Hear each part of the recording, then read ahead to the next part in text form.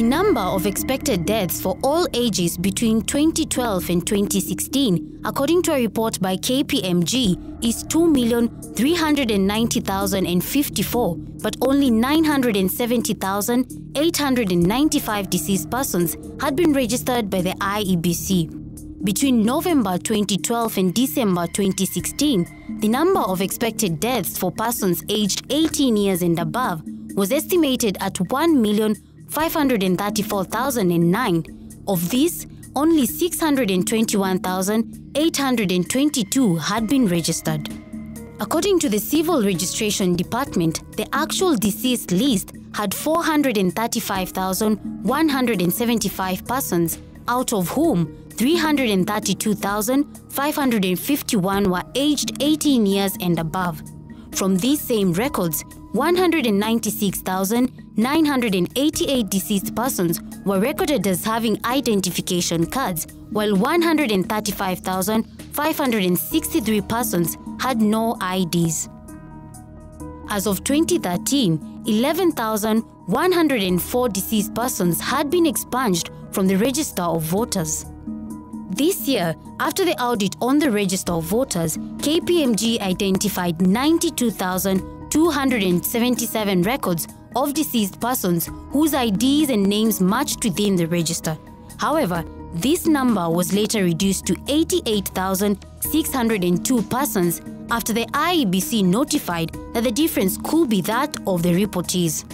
In its report, KPMG also highlighted a potential of 1,037,260 deceased persons in the register of voters, with the Civil Registration Department indicating to be in possession of details of 350,000 deceased persons. At the county level, Nairobi registered the highest number of deceased persons at 75,173, while Turkana registered the lowest with only 91 persons. Other counties that registered a high number of deceased persons include Kiambu, Machakos, and Nakuru, with records of over 20,000 deaths.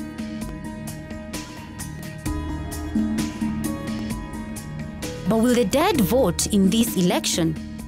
The IEBC has said that even if there may be dead people on the voters' roll, the one thing that will not die on August the 8th is the Kenya Integrated Elections Management System. What we have put in place in terms of the resiliency of our technology and how we want it to operate on election day has taken into consideration very many aspects of possible failures.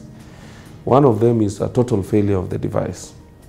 The other one is a total failure of identification of the voters on election day, especially for biometric. But we have put measures in place to mitigate that. One of the measures that we have put in case of total failure of the device, we have standby devices. We have 40,000, just about 40,800 polling stations.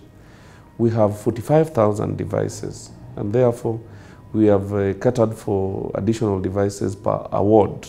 Each ward will be having at least 4 devices on standby, fully configured and ready to be deployed in case of a full failure of a device.